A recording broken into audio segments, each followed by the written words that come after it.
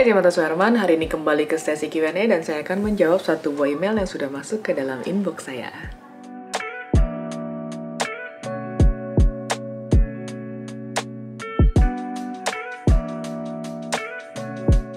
Makasih banyak buat teman-teman yang udah kirim email ke martasuherman@gmail.com. Hari ini saya akan memilih satu buah email untuk dibahas.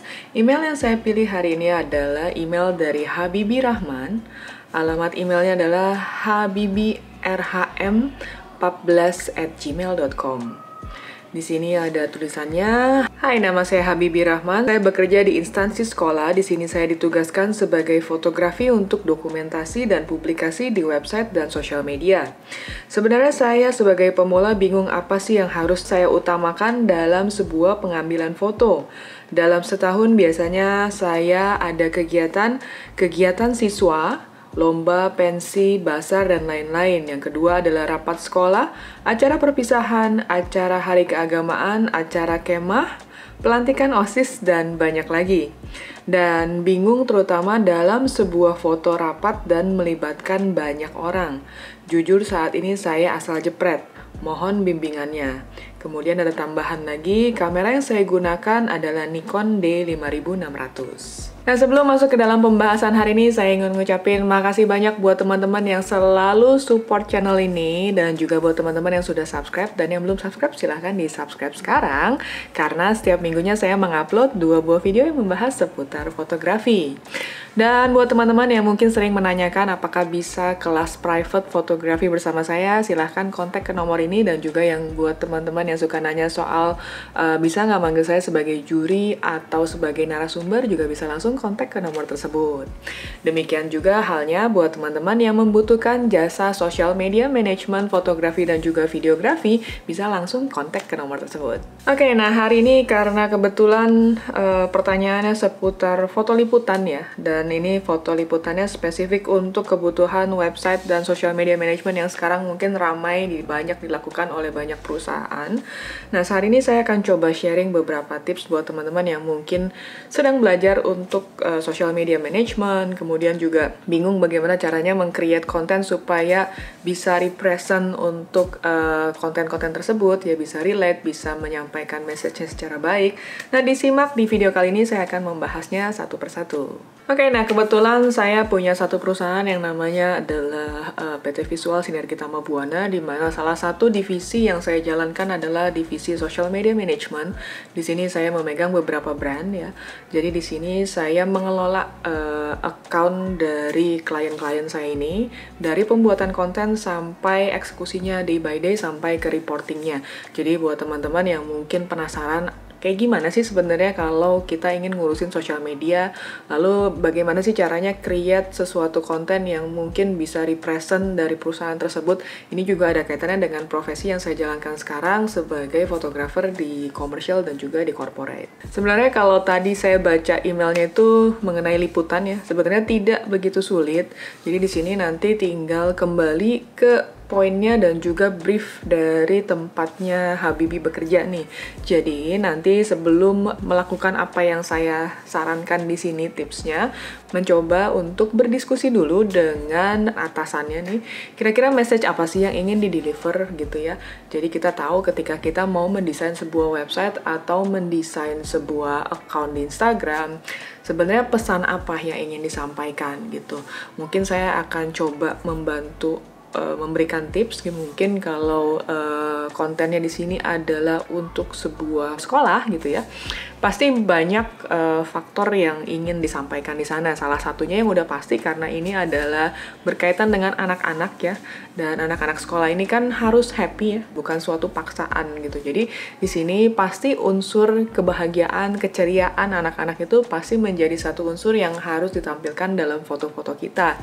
Jadi kalau tadi saya lihat dari beberapa konten yang disampaikan, ada beragam acara-acara yang menjadi acara tahunannya nih. Jadi aktivitas-aktivitas rapat sekolah ya, hari perpisahan. Nah, itu adalah kegiatan-kegiatannya itu. Tapi di antara ini mungkin yang harus di-deliver adalah bagaimana orang-orang ini menikmati gitu ya, menikmati suasana di sini. Jadi itu mungkin salah satu poin yang bisa diangkat pada saat melakukan liputan tersebut. Kemudian kalau zaman sekarang mungkin salah satu faktor juga yang harus diperhatikan adalah mengenai prokes kesehatan. Jadi otomatis kita juga harus menampilkan apakah sekolah ini menjalankan prokes dengan baik dan benar. Lalu kemudian bagaimana tentang fasilitas gitu, fasilitas yang disediakan oleh sekolah ini seperti apa, kebersihannya. Karena pada saat kita orang tua, terutama saya gitu ya, saya pada saat saya ingin mensekolahkan anak saya itu adalah beberapa poin yang biasanya saya pelajari. Jadi apakah sekolahnya bersih ya gitu, WC-nya kayak gimana, ruang gurunya seperti apa, ruang sekolah kelasnya seperti apa, bagaimana sistem pengajarannya, bagaimana kurikulumnya gitu. Lalu detail-detail itu pasti menjadi satu poin yang sangat penting untuk dilihat oleh orang tua. Jadi dalam sebuah pekerjaan apapun yang menurut saya, jadi biasanya kita harus menentukan dulu nih target marketnya siapa gitu ya. Jadi orang yang kita targetan untuk menikmati foto ini adalah siapa. Jadi kalau sekolah mungkin adalah orang tuanya dan juga si anak-anak ini sendiri, tapi otomatis yang membayar uang sekolah ini kan orang tua ya. Jadi otomatis orang tua ini menjadi sasaran kita yang utama gitu ya. Nah di sini pasti kita mesti menampilkan beberapa poin yang ingin dilihat oleh orang tua tersebut. Jadi kalau di dalam jasa yang saya lakukan saat ini, saya biasanya sebelum saya menjalankan pekerjaan saya sebagai sebuah perusahaan untuk social media management, biasanya pasti saya akan memetakan apakah sebuah brand ini target marketnya seperti apa, apakah pria atau wanita, kemudian range usianya bagaimana, demografinya bagaimana, kemudian juga dari segi penghasilannya seperti apa gitu ya. Jadi pemetaan itu harus ada dulu. Jadi buat teman-teman dan terutama buat Habibie yang ingin menjalankan ini harus tahu dulu nih kira-kira yang diincar tuh siapa gitu. Jadi bukan cuma sekedar liputan, tapi kita juga harus menghayati, harus tahu apa message yang ingin disampaikan itu seperti apa dan siapa yang akan menikmatinya nanti. Dan kalau kita bicara secara fotografinya ya, udah otomatis di sini perlu ditampilkan beberapa komposisi-komposisi yang secara lebar, artinya adalah di sini dengan menggunakan lensa wide, di mana kita bisa menampilkan ruangan kelasnya tuh seperti ini loh, besarnya seperti ini. Lalu kemudian kalau acara dalam lingkungan grup gitu ya, maksudnya dalam acara ramai, itu seperti apa, artinya kita harus menampilkan secara lebar. Nah kemudian juga close up-nya juga kita butuhkan di sini, mungkin bisa menggunakan lensa 50 mili gitu ya, atau 35 mili. Nah di sini bisa kita tampilkan bagaimana sebuah ekspresi dari murid-murid ini, atau bagaimana keceriaannya mereka gitu ya, bagaimana mereka menjalankan aktivitasnya, atau misalkan kalau teman-teman mungkin yang kelasnya masih kecil ya, mungkin seperti playgroup atau apa, bagaimana aktivitas mereka di sekolahan, misalkan mereka lagi bermain sesuatu atau apa. Jadi lebih detailing ke activity perorangannya sendiri. Jadi kita bisa tampilkan secara grup ataupun secara perorangan sehingga orang bisa mengerti apa yang sedang terjadi. Dan biasanya apapun kegiatan fotografi untuk liputan, dokumentasi, kita biasanya punya list. Jadi sebaiknya buat Habibie yang mungkin belum punya pengalaman, coba bikin listnya dulu. Poin-poin apa yang ingin ditampilkan atau wajib ditangkap oleh kamera. Di sini artinya misalnya ya, saya kasih contoh, ada satu acara perpisahan, kemudian mereka bikin seperti spanduk besar, atau misalkan bikin panggung besar ada tulisannya. Nah itu mungkin salah satu poin yang harus difoto gitu ya, karena itu adalah untuk menjadi salah satu poin dalam ringkasan dokumentasi kita dalam satu hari itu. Papannya itu sendiri tentang acara hari ini, pesertanya, lalu kemudian kegiatannya, ekspresi dari mereka seperti apa. Nah itu poin-poin yang menjadi satu poin yang penting. Ini kalau kita kaitan dengan kegiatan liputan wedding kan sama ya. Liputan wedding juga biasanya ada poin-poin pentingnya tuh. Jadi acara dari pagi itu apa sih adegan apa, misalkan pakai jasnya dulu, terus kemudian ada, kalau di Chinese tuh ada namanya tepai, dikasih minum teh dari anak kasih ke orang tuanya gitu. Atau dalam adat Jawa kan pasti ada peraturan-peraturan tertentu. Sama halnya dengan sekolah-sekolah ini, pasti sekolah-sekolah ini punya susunan acara yang memang sudah baku. Jadi kita harus ikuti apa aja sih list dari foto-foto yang wajib diambil. Dan kemudian bukan sekedar cuma papan tulisan dari acara hari itu aja, tapi juga kita butuh menampilkan beberapa orang yang penting. Jadi orang-orang penting ini misalkan si kepala sekolah itu sendiri atau misalkan kepala kelasnya gitu ya. Jadi guru-guru itu orang-orang yang bisa masuk dalam kategori-kategori orang-orang yang penting yang wajib tampil di dalam sebuah foto-foto liputan. Kemudian setelah itu juga dalam sebuah kegiatan kita juga harus tahu apakah kita perlu mengambil foto grup ya. Biasanya tuh setelah selesai acara kan suka ada satu foto grup ya, dimana ada dari kepala kelasnya, terus kemudian juga kepala sekolah, kemudian juga mungkin ada orang-orang yang penting di sini harus ditampilkan dalam satu buah foto gitu ya. Nah itu mungkin teman-teman bisa juga memasukkan itu ke dalam list pemotretan yang harus kita siapkan. Dan biasanya kalau dari saya, kalau dokumentasi, kalau eventnya kecil biasa bisa dilakukan sendiri. Tapi kalau eventnya sudah event besar, biasanya kita memang membutuhkan lebih dari satu orang fotografer untuk membackup dan mendapatkan activity yang lebih detail ya, yang lebih banyak, karena semakin banyak orangnya otomatis banyak orang yang harus kita liput. Dan biasanya kalau di sekolah atau apa, mereka pasti akan butuh file-file foto-foto kenangan ini. Jadi kadang-kadang kalau misalkan di sekolah mungkin, oh kok si ini ada tapi kok saya kok nggak ada gitu. Pasti akan ada pertanyaan-pertanyaan seperti itu. Jadi ada baiknya kita selalu menyiapkan file foto selengkap mungkin. Kemudian untuk kebutuhan website ataupun social media management di sini ya, social media yang digunakan untuk menampilkan sebuah perusahaan ataupun sekolah seperti ini, itu biasanya kita harus juga merencanakan sebelum pemotretan sebenarnya. Jadi artinya kalau kita ingin masuk ke dalam social media yang biasa saya jalankan, saya ada yang namanya content pillar di sini. Jadi buat teman-teman yang mungkin nggak tahu apa itu content pillar, teman-teman bisa cek di Google tuh banyak banget pembahasannya. Jadi content pillar adalah dasar-dasar dari konten yang akan kita tampilkan. Dan kalau di saya biasanya yang saya jalankan itu saya melakukan persiapan 1 bulan sebelumnya.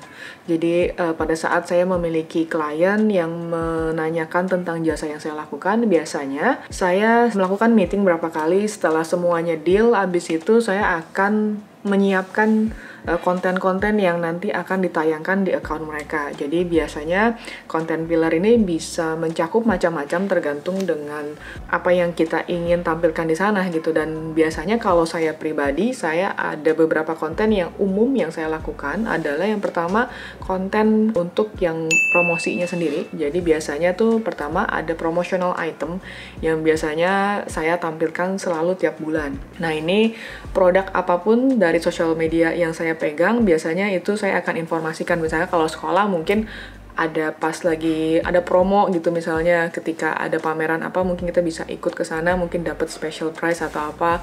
Tapi kalau beberapa sosial media yang saya pegang mungkin dia jualan makanan, bisa tiap bulan ada promo, bulan ini tuh ada promo apa. Nah itu promosional. Jadi konten pilar yang pertama mungkin yang teman-teman bisa pelajari adalah promosionalnya.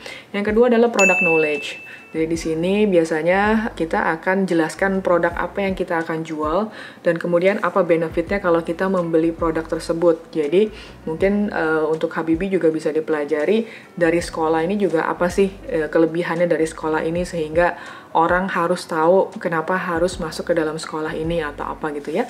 Jadi intinya adalah product knowledge itu adalah salah satu konten yang bisa kamu angkat di sosial media kamu. Kemudian konten yang ketiga biasanya yang saya angkat adalah mengenai edukasi. Edukasi di sini kalau kita bicara dalam sosial media mungkin teman-teman pernah lihat yang namanya fun fact misalnya ya.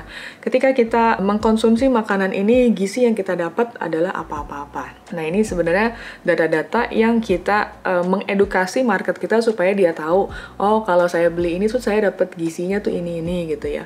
Atau misalnya kalau saya beli produk ini, ternyata saya bisa dapat sesuatu di situ gitu ya. Jadi itu adalah sifatnya yang edukasi. Atau misalkan kalau teman-teman beli kamera nih, tipsnya adalah untuk merawat ini adalah seperti ini nih. Jadi itu adalah level-level di mana konten yang digunakan untuk mengajarkan, mengedukasi mereka supaya mereka semakin cerdas. Jadi kita juga perlu mengedukasi supaya mereka ini bukan cuma sekedar tahu, oh barangnya mahal ya, tapi nggak ngerti gitu kenapa mahal. Nah itu yang perlu kita edukasi, perlu kita informasi informasikan ke mereka, ini mahal tuh karena seperti ini. Yang keempat, konten yang biasanya saya siapkan dalam sebuah sosial media adalah konten untuk engagement.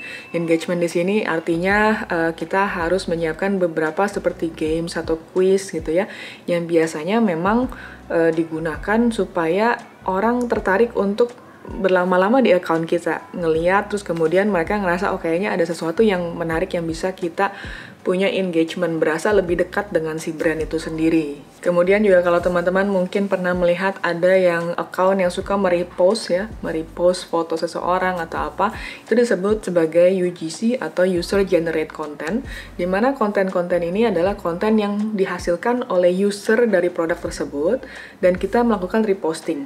Nah, itu biasanya banyak sekali dilakukan oleh sebuah brand produsen kamera ataupun brand lainnya, tapi yang pasti tidak bisa sembarang posting juga karena biasanya pasti akan harus melakukan pemilihan bagaimana dari segi kualitas foto dan juga komposisi yang akan ditampilkan di account tersebut. Selain itu juga konten testimoni menjadi satu konten yang menarik juga pada saat kita melakukannya untuk konten-konten sosial media. Misalnya kita melihat oh ada testimoni dari artis tertentu atau dari Presiden Jokowi nih, ada satu testimoni dari mereka, otomatis orang akan berpikirnya image-nya jadi bagus gitu. Jadi itu beberapa konten yang perlu kita perhatikan pada saat kita ingin membuat konten untuk sosial media. Nah, demikian pembahasan singkat hari ini mengenai foto liputan dan juga sedikit mengenai social media management. Jadi buat teman-teman yang mungkin ada pertanyaan lebih lanjut lagi, teman-teman bisa langsung email ke martasuherman@gmail.com atau tulis pertanyaan di kolom di bawah ini. Thank you for watching everyone. Jangan lupa like, comment, subscribe, dan juga share. See you on the next episode. Bye.